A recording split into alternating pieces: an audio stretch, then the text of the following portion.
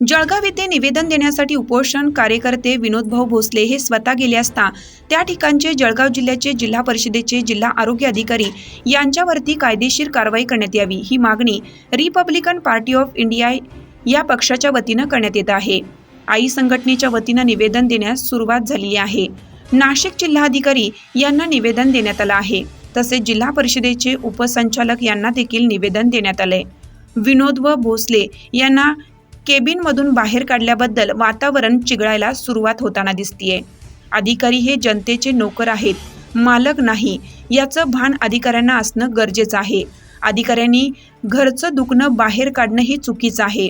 अधिकाऱ्यांवर चांगल्या प्रकारे विनोदभाऊ भोसले यांनी धारेवर धरताना दिसून येत आहेत आणि संपूर्ण महाराष्ट्रातील आई संघटनेच्या पदाधिकाऱ्यांकडून आंदोलनाचा इशारा देखील यावेळेस देण्यात आलाय। जळगाव जिल्हा परिषदेचे आरोग्य अधिकाऱ्यांचा जाहीरपणे निषेध व्यक्त केला।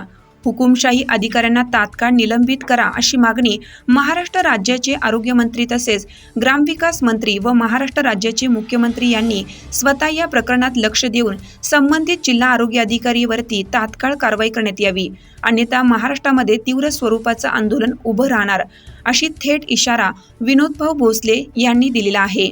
कारण 13 तारखेपासून विनोदभाऊ भोसले यांचे शांततेमध्ये उपोषण चालू होतं, संविधानिक पद्धतीनं चालू होतं आणि त्यांना त्यांच्या 100 ते 150 महिलांसमोर बाहेर काढणाऱ्या अधिकाऱ्यावर ती कारवाई करण्यात यावी। विनोदभाऊ भोसले ना केबिनमधून बाहेर काढण्याचे अधिकाऱ्यांनी सुपारी घेतली होती काय, अशा प्रकारचा प्रश्नचिन्ह आता उपस्थित होत आहे। जळगाव जिल्हा परिषदेत चर्चेचा विधान ठरला आहे। आता जळगाव परिषदेचे CEO आणि त्यांचे वरिष्ठ संबंधित अधिकाऱ्यांवरती काय कारवाई करणार याकडे देखील संपूर्ण महाराष्ट्राचं लक्ष लागून राहिलंय। आई संघटनेच्या वतीनं महाराष्ट्रामध्ये आंदोलन करण्यात येणार आहे। जोपर्यंत अधिकाऱ्यांवरती कारवाई होत नाही तोपर्यंत गप्प बसणार नाही, असा थेट इशारा Republican party of India Nashik ग्रामीण जिल्हाध्यक्ष विनोदभाऊ भोसले, आई संघटना महाराष्ट्र राज्य सचिव। सर्व महापुरुषांना सर्वात प्रथम श्रीवार वंदन करतो।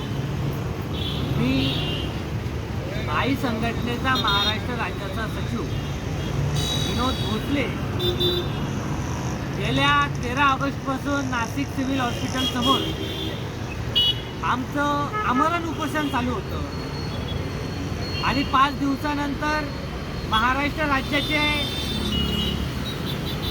ग्रामविकास मंत्री गिरीश महाजन साहेब यांनी या उपोषणाला भेट दिली आणि आम्हाला खोट्या आशा दाखवून ते या ठिकाणी निघून गेले। आमचं आमरण उपोषण जे होतं ते सोडलं। तर मला गिरीश महाजन साहेबांना एक प्रश्न करायचा आहे का साहेब, आम्ही संपूर्ण महाराष्ट्राच्या अंशकालीन अर्धवेळ स्त्री परिचारिका महिलांच्या पगारवाढीच्या मुद्द्यासाठी या ठिकाणी बसलेलो आहोत आणि या पगारामध्ये वाढ करावा ही मागणी आम्ही आपल्याकडे सादर करण्यात आलेली आहे, कारण की त्या विभागाचे मंत्री महोदय तुम्ही आहात। आमच्या उपोषणाला साखळी उपोषणाला रूपरेषा लागली। संपूर्ण महाराष्ट्रामध्ये आमच्या चर्चेला विधान आलं। जळगावमध्ये काल आम्ही आमची बैठक ठेवली। बैठक झाल्यानंतर त्या ठिकाणच्या अधिकाऱ्यांना आम्ही भेटलो। काही अधिकाऱ्यांनी आम्हाला पॉझिटिव्ह भूमिका दिली, तर काही अधिकारी जे गेंड्याचे कातड्याचे अधिकारी त्या ठिकाणी नेऊन बसवलेले आहेत त्या अधिकाऱ्यांना निलंबित करावी ही मागणी देखील आम्ही केलेली आहे। काल जिल्हा परिषद जळगावमध्ये भेट देण्यासाठी त्या ठिकाणी गेलो आणि त्या ठिकाणचा आरोग्य जिल्हा परिषदेचा अधिकारी, आरोग्य जिल्हा अधिकारी तो मला म्हणतो, तो अधिकारी मला कॅबिनमध्ये म्हणतो तुम्ही इथून हटा, इथून जा, तुम्ही असाल तर मी हे काम करणार नाही। अरे बाबा, तू जनतेचा नौकर आहे, तू आमचा बाप नाही। जनतेचा पगार खातो तर जनतेचा ऐकायचा पण मानसिकता अशा अधिकाऱ्यांची असली पाहिजे। मी अधिकाऱ्यांना एक सांगू इच्छितो, या अधिकाऱ्यांची तात्काळ बदली नव्हे निलंबित करण्यात यावं। आणि याला माहिती नसेल हा अधिकारी, जर अधिकाऱ्याला धडधडीत एवढे मोठे पेपर त्याच्या हातात होते तर या अधिकाऱ्यांनी त्या ठिकाणच्या जळगावचा जो अधिकारी आहे आरोग्य जिल्हा अधिकाऱ्यांनी पेपर बघितला असेल तर पहिल्यांदा त्याला बाबासाहेबांचा फोटो दिसला असेल। त्या ठिकाणी रिपब्लिकन पक्ष दिसला असेल आणि मी देखील रिपब्लिकन पक्षाचा नाशिक जिल्ह्याचा ग्रामीण जिल्हा अध्यक्ष आहे. मग मी देखील अनुसूचित जाती जमातीमधून बिलॉंग करतो. मग मला तू जर तुझ्या कॅबिनमधून हटकतोय, हाकलवतोय, तर तुझ्यावरती ते स्किल तुझी चौकशी करून जळगाव जिल्ह्यातल्या आरोग्य जिल्हा अधिकारी याच्यावरती अनुसूचित जाती जमाती अंतर्गत गुन्हा दाखल करण्यात यावा, ही मागणी देखील आम्ही महाराष्ट्राच्या मुख्यमंत्र्यांकडे करणार आहोत. कारण की तू आम्हाला जी वागणूक दिली, ही वागणूक म्हणजे तू आम्हाला सिद्ध केलं की आजही महाराष्ट्रामध्ये जातीयवाद आहे आणि हा जातीयवाद या अधिकाऱ्यांनी समोर केलेला आहे.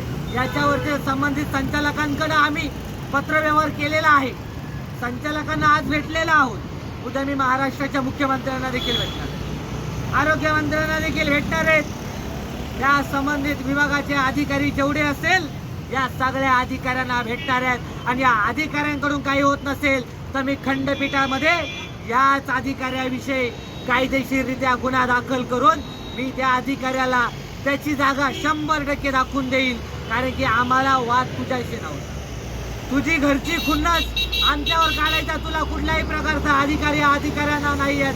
आणि अशा प्रकारचा प्रकार जर घडत असेल तर यांच्यावरती देखील कार्यवाही करण्यात आली. अरे आम्ही काय मागण्या मागितलेल्या आहेत महाराष्ट्र शासनाकडे, राज्य शासनाकडे काय मागण्या मागितलेल्या आहेत? आमच्या काही जास्त मागण्या नाहीत. आमच्या 6 मागण्या आहेत. या 6 मागण्यांमध्ये ज्या अर्धवेळ स्त्री परिचारिकाच्या महिला आहेत यांचे पगार वाढ होण्यात यावे, यांना पगार वेळेवर करण्यात यावे. पूर्वीपासून ज्या महिला ज्या कार्यरत आहे, आज 60-70 वर्ष यांचं झालं तरी देखील या आजी या ठिकाणी काम करतात. मग यांच्या घरातील व्यक्तीला त्यांना कामावर रुजू करून घ्यायला 30 रुपयापासून 50 रुपये महिन्याप्रमाणे या महिला काम करताय. मग समान वेतन कायद्यानुसार यांना 18,000 रुपये पगार द्यायला अडचण काय आहे? जर समिती जर बोलते, मी म्हणत नाही, यांची समिती जर बोलते मग या अधिकाऱ्यांना करायला काय होतं? सध्या यांचं जे अंशकालीन स्त्री परिचर, अर्धवेळ स्त्री परिचारिका हे नाव काढून सध्याच्या पदावर यांना अटेंडन्स मदतनीस हा शब्द देण्यास काहीही अडचण नाही असं मी म्हणत नाही, तर अधिकारी स्वतः यांना गणवेश द्यायला काय अडचण आहे? आज एखादा प्रायव्हेट ठिकाणी एखादा अधिकारी एखाद्या ठिकाणी कामाला लागलं तर त्याला आयडेंटिटी कार्ड दिलं जातं.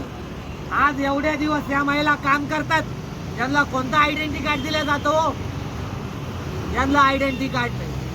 मग हे तुमचेच कर्मचारी आहेत ना, मग यांच्यावर असा अन्याय का? आम्ही या राज्य शासनाला, महाराष्ट्र शासनाला देखील अपील करतो की त्यांनी ही मागणी घेण्यात यावं. आणि लवकरच महाराष्ट्राच्या अनेक मंत्र्यांची भेट मी या ठिकाणी घेणार आहेत. त्यामध्ये महाराष्ट्राचे राज्यपाल असेल यांची देखील भेट मी घेणार आहे.